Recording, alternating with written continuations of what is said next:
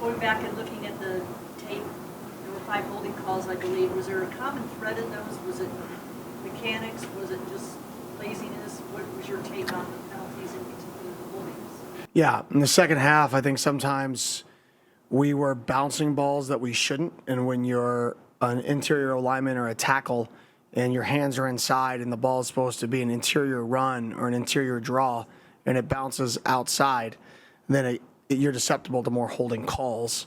And then when you're talking special teams, we just can't be grabby.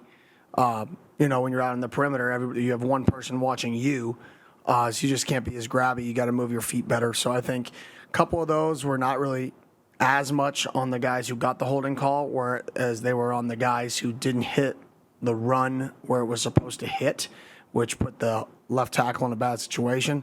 And the other ones, we just got to move our feet.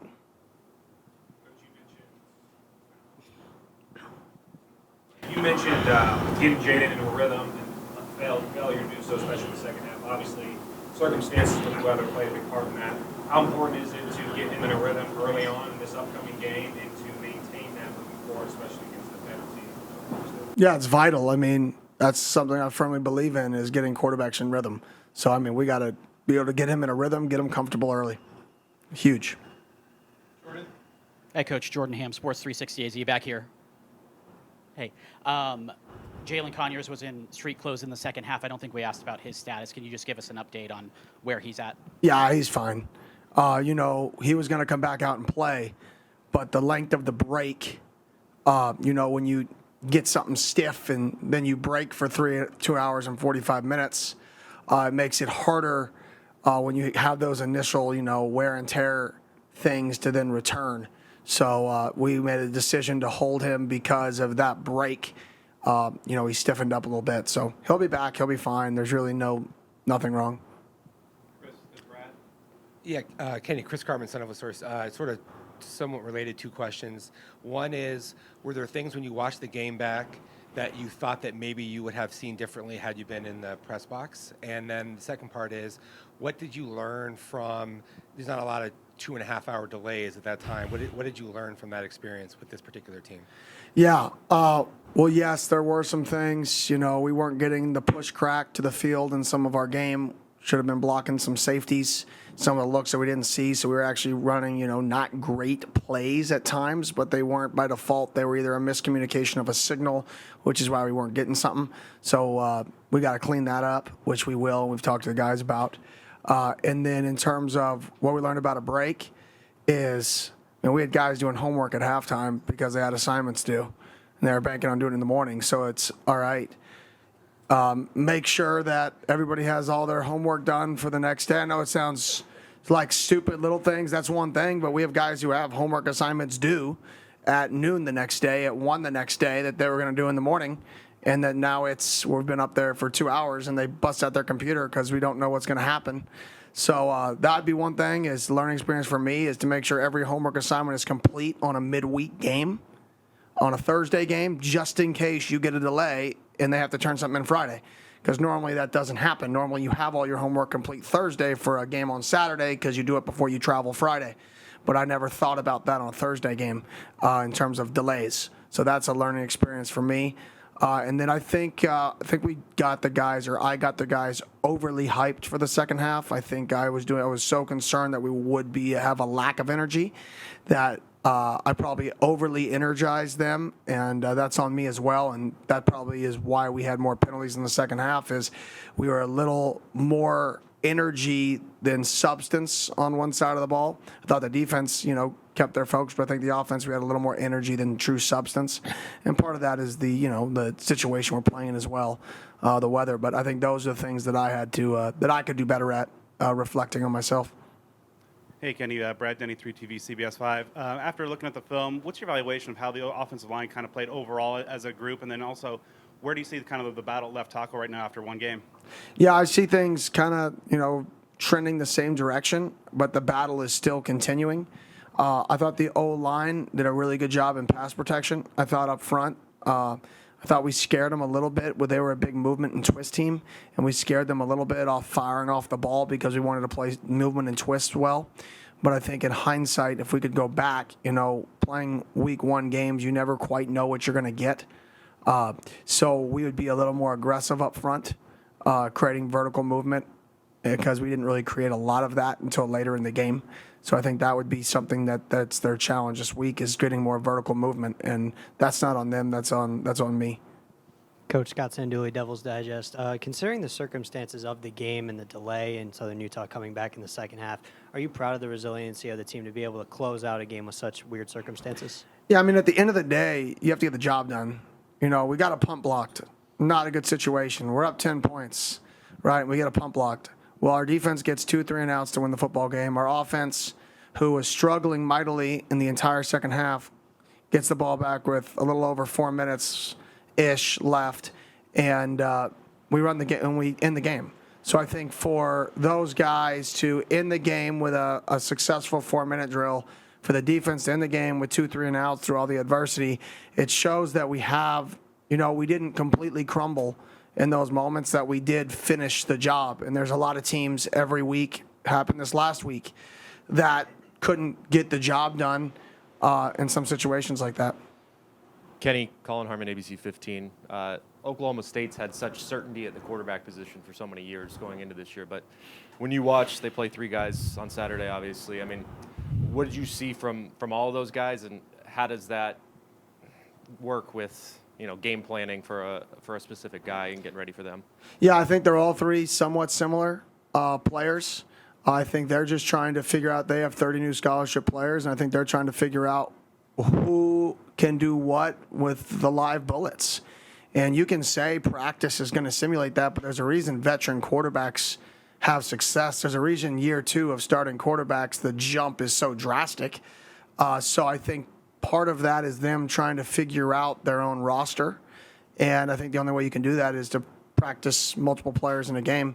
So I think that's just, Coach Gundy being I believe a 19-year vet, knowing how to win football games, knowing what's needed to be done down the road to win football games, and putting his team in the best position to win football games in the future. Kenny, Chris again. What did you notice about Oklahoma State's defense, either scheme or personnel? Yeah, they're big. They're extremely big. When you talk up front, I mean, their average weight is 290 pounds roughly with the 3 down linemen. So they're very, very big. Their safeties, obviously, they're a monster defense, or whatever you want to call it, 3 high safety defense. So they play with 2 safeties and a quote-unquote monster linebacker, and they remove their mic from the field and put them back at 8 yards to 12 yards, depending on the call. So they have 3 guys that are like big jumbo athlete safeties back there, and then longer corners.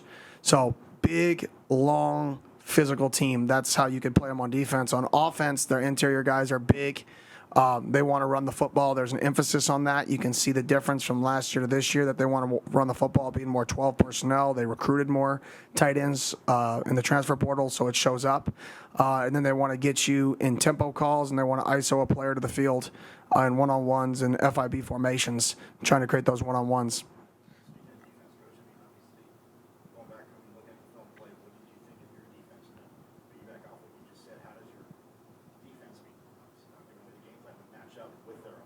Yeah, I thought our defense played well in the football game. I thought they were really resilient. Like I said, the first half, other than that penalty, we were really, really clean in terms of getting off the field.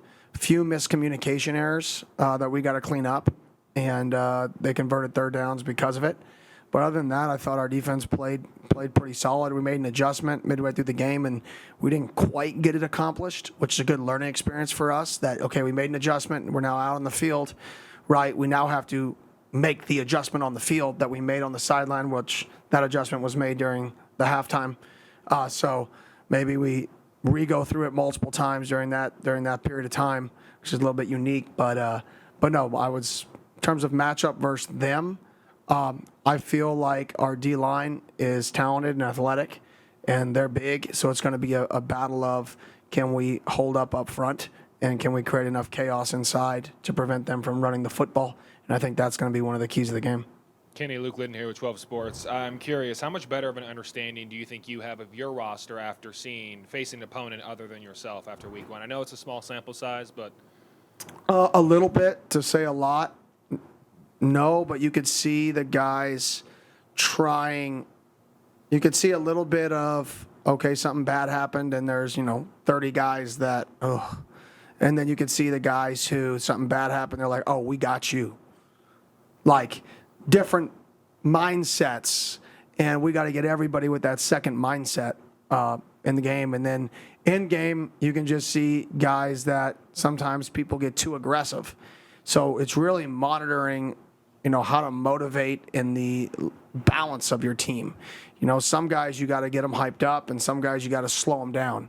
So I think we did learn a little bit on, the demeanor that some of these players need to have going into a game. And I think that game actually was a great opportunity for us to learn different demeanors, because we had two completely different demeanors coming out of half and coming into the game. So it was really good learning experience for us and myself. Coach Scott again. After seeing what the Pac-12 did as a whole this week, not a single team in the conference lost a game, does that kind of put pressure on the team to kind of keep carrying the torch this weekend against Oklahoma State? No. I mean, we want to win every week. It doesn't matter what anybody else does. I literally could care less what any other team in the country does, ever. Like, I am 1,000% concerned about us winning football games, but more importantly, playing to our ability, because that's the number one goal. Hey, Coach. Noah Furtado, son of a source. How confident are you? Obviously, you played more than 5 offensive linemen in this last game as the game progressed. How confident are you in the communication up front, especially going up against a defense like this that can show and be willing to send any one of those 3 linebackers on different blitzes or stunts and things of that nature? Yeah, I think it's definitely a challenge, but I think we have to do schematically, we have to keep it simple enough for them to know who's on who every snap. I think they do a really good job disguising looks. They do a really good job not tipping looks. They do a good job bringing pressure from all over. So we have to be very, very sound schematically to not confuse our players and not push too much on them, but also put enough on them that we can create some leverages in the run game and get players to grass, whether that's creating fib formations or whatever that is, similar to what they do offensively. Coach Ben Paris, Cronkite Sports. Do you think there's any added value to the game this weekend since it could be a conference game going forward? No. Once again, every game's a game. We're going to take every game the exact same every week. None of the other outside stuff matters. Nothing else that matters. But us being better every day and us going to play our best brand of football on Saturday. What are the keys to Jaden being successful against the type of looks that you're describing there defensively? Film study. I think they're going to do something that they've shown at one point in their career, right? We only have one game. So you have a freshman quarterback who has one game to watch, and then he gets to watch, film from his last school, and you get to watch 12 games of different people. And I think that's the challenge when you play new coordinators early in years is you're watching different people run the scheme. Well, how much is he running this scheme because the people he has at his last school and the schemes he's facing at his last school versus how much is he going to change at this new school? So I think for us, it's for Jaden has to know, and all of our quarterbacks have to know what he wants to be, has to know what his answers are to problems. So if you don't have to master them all, but you have to have a very good clue on this is his answer. If we're beating him with this, this is his answer to stop that. This is his answer to stop that. So when we go on the sideline, they say, hey, they're counter-punching with this. It's something that you at least can go back into your memory bank and be like, oh, yeah, I watched that. That was week 2 of last year for him. Right, I remember that clip now. Okay, that makes sense. We're going to counterpunch with this then. So I think it's his confidence in what he knows through the work of the film study. And that's with a lot of guys specifically on offense this week because the variety of looks and the uniqueness. This defense hasn't hit the Pac-12. That's the reality, is this defense isn't in the Pac-12. This defense is in the Big 12. I don't even know if I can't even process. I never faced it in any other league other than the Big 12. So this is a predominantly Big 12 and the American Conference defense. I faced it in the American too. So those are the only 2 leagues that really run this. And if you can't simulate it until you play it in game week. It's like triple option. So it is very difficult from that standpoint. Does it make it tougher to build a game plan, especially so early in the season? 100%. You don't have a lot of film to go off of, so you don't know how he's going to use his specific players that are different. And that always makes it a challenge. You're facing a new style of scheme. He does a really good job. You combine that with new players, a new level, and there's a lot of middle ground. He didn't bring his entire staff with him. So you have the D-line coach may say, I want to coach this way, but his last D-line coach said, I want to be a switch hand guy. I want to switch my hands when I spike the front. This D-line coach may, no, we have the same stance every time. So you may have a tip on him at Gannon, but you don't have a tip on him here. So you really hurt you in creating some competitive advantages when you have those new staffs and you don't have with combining a new staff with an old staff fundamental teaching, you can't really put it all together to create as good of advantages as you would like in week 4, 5, 6, 7.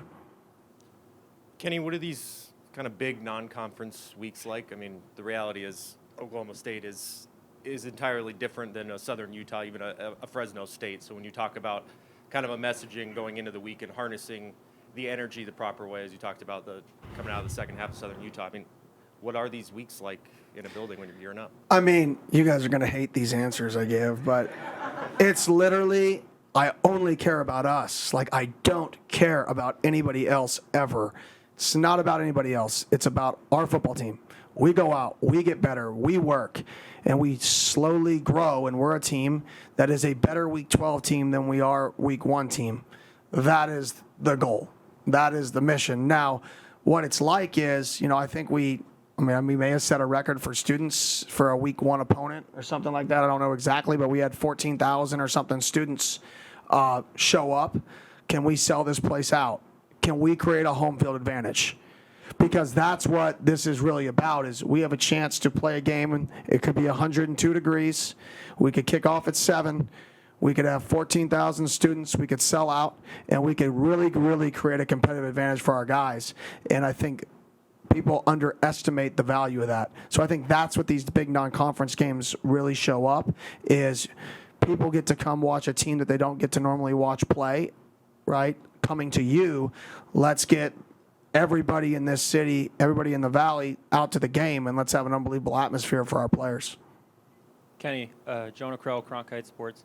After last week's game, what was the adjustment like for you coaching-wise? Because, before you were just looking at yourself, but now you have to evaluate your coaches and yourself. So what was that like, that process for you? Yeah, you just watch more film. I mean, to be honest, you watch more tape and we go through, okay, well, what happened on punt? How can we get better? What's the detail? Okay, can we widen this guy out? Can we tighten him? Whatever that detail is.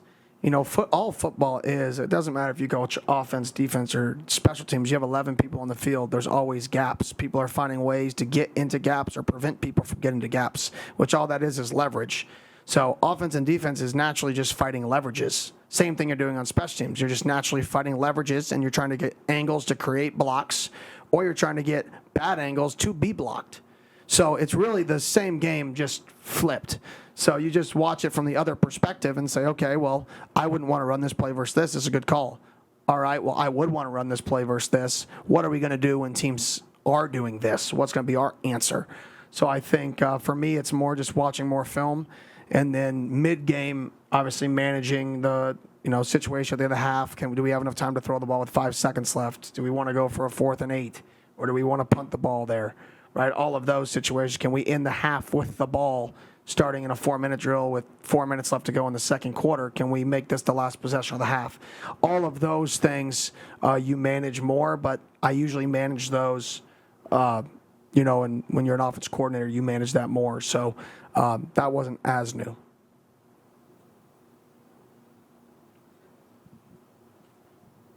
I just wanted to specifically ask about Colin Oliver. In this particular scheme, it seems like he's trying to transition to a different role, being an offline linebacker. I'm curious, from your perspective, how does that change him as a player? Does it make him more dangerous, or how does that, from your perspective, change how you would game plan him? Otherwise, if he would be on the line as like a stand-up edge rusher. Yeah, I think that's the question mark is, last year he brought a lot of blitz from the boundary, which if you're bringing a lot of blitz from the boundary, you want to, that position is a hybrid linebacker defensive end. In his last game, he did not. But why would you move a defensive end to linebacker if you're a blitz to the boundary team and not blitz them from the boundary in week one? Maybe you don't want to show it. Those are the ghosts that you got to chase of, did he play as much pressure, boundary pressure like he did at Gannon? No. Is he going to? Yes. Like, let's just be honest, because he moved a defensive end back, an athletic defensive end back. So I think you have to be able to read between some of the tea leaves to understand why they're making these moves, even if they didn't call it in week one. And that's where the challenge comes in. Like I said, early weeks, new coordinators, is you have to kind of not guess, but make really, really educated guesses on why they're moving certain people places and how those movements are going to affect how he calls a game. Because this game's about people. It's not about the scheme. It's about how you use the people in the scheme. One of the biggest things you could change moving forward for this week to improve upon week one, what do you think that would be? I'm sure there are a multitude of things, but if you had to pick one major. I think communicating, seeing signals from the sideline on offense, communicating the motions and the shifts on defense, getting in and out of different coverage calls. So 2 different types of communication. One is mid-play on defense, and the other is pre-snap on offense, but both communication issues. And for the most part, we played a clean game from a substitution, getting guys in the field and all that, but the communication pieces made us run about 7 to 10 dead plays in a football game. And when you're running 60-something snaps, and that percentage is a dead play, roughly, what is that, 16 to 18%, 17% is a dead play, right? You have no chance to be successful. When it's a communication error, it's frustrating. And then defensively on key downs, communication errors waste first and second down. Third down communication error, you had 2 good downs, who cares? It's first down. So you're really 0 for 3. So 4 communication errors on third down is 12 plays because you wasted first and second. So if we can clean up those 2 things in the football game, I think it'll be a lot cleaner. I wanted to ask about the mentality of the team after they watched the film. I know in here after the game, they seemed like they were not overly happy with the win, like they knew how much work they had to do. So after watching the film with them, what was your sense on where they were? Yeah, winning is not the goal, right? Winning is a byproduct, right? If you are the best you can be, right? Most games, when you have the talent to win the game, if you're the best you can be, you will win. It is a byproduct of putting in the work. So our guys, rightfully so, were frustrated with how we played in the second half. And I would be upset if they weren't rightfully so, frustrated. Now, does that mean it's hard to win in college football? People lose games they should win all the time. I was a part of a team that started 0-4 and lost to a school similar. Right? Now we responded the rest of the year, finished 5-3, and now they just beat LSU on the road. Right? That was a turning point for them. But the point is, winning is hard, and you should be excited about it, but you should never be satisfied if you don't play your best game. And I think you saw guys up here that were not satisfied. You saw guys watch the film and try to find their favorite mistake. That's what I always tell them. I always put my mistakes on the board. Like, we watch the tape as a full unit. We watch a few clips. I put up mistakes I made. Should have called a timeout 2 seconds sooner on the first down at the end of the half, so we would have had 7 seconds, not 5 seconds left. So that wasn't quite as tight. I was trying to run it down, but we got a penalty, learning experience. Play the penalty, the personal foul, into your clock management at the end of the first half to kill it, right? The adjustment we made, that we didn't get it communicated from the signaler to the field, I'll take that as a mistake. So find your favorite mistake and learn and grow from it. Don't watch the film to see you play well. That's a coward move. Watch the film to see your favorite mistake and grow. I had one follow-up. Judging by a tweet I saw from Alford, he got the ruling and he is not going to be eligible to play this year. That is accurate. How disappointing is that? Because obviously he could have been a starter. Yeah, very disappointing to have multiple guys on our team who didn't play football last year not be able to play again, who both battled things and not be able to play again. It's just ridiculous, in my opinion. And then there's other teams throughout the country who play guys who shouldn't be able to play. And I just don't understand it. But it is what it is.